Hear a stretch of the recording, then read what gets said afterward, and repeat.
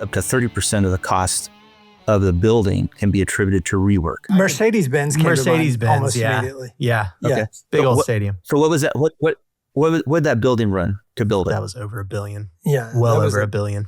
If you look at what the researchers are saying, between 6% to 30%, let's go at 10%.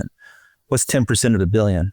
Good money. $100 million. I mean, we're not talking pennies here. This is a big number. Yes. Yeah. And I know Arthur Blank wrote a check at the end of it for extras on it. Yeah. And they had trouble getting the pedals of the roof to open. Yeah.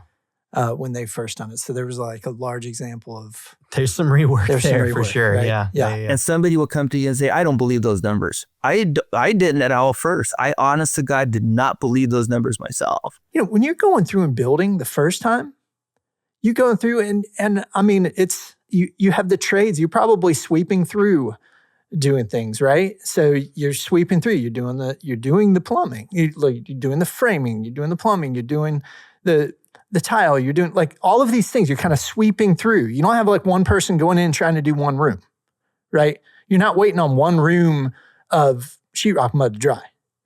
But when you're repairing, that's exactly what you're doing. You're not sweeping all of them, just being like, well, we're going to send somebody through and we're going to demo 5 floors worth of bathrooms. And then we're going to come back and we're going to get the next. That process is broken down too. So it's always harder to put it back. It's always easier to do it right the first time. Oh my gosh. It is always easier to do it right the first time. And I mean, you have got to slow down and learn that.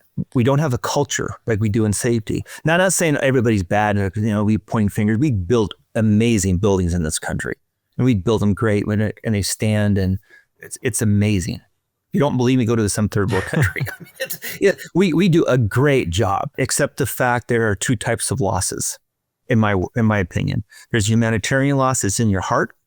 That's when somebody gets hurt, and you'll never forget that. Okay. Then there's the second type of loss, which is a financial loss. And we've done a great job in injury prevention and reducing the financial costs and the humanitarian costs. We have a great opportunity right now in front of us to reduce some of the financial costs and impact schedule costs, et cetera, in the quality control side of our industry. The second part is the financial side, is go do your own research.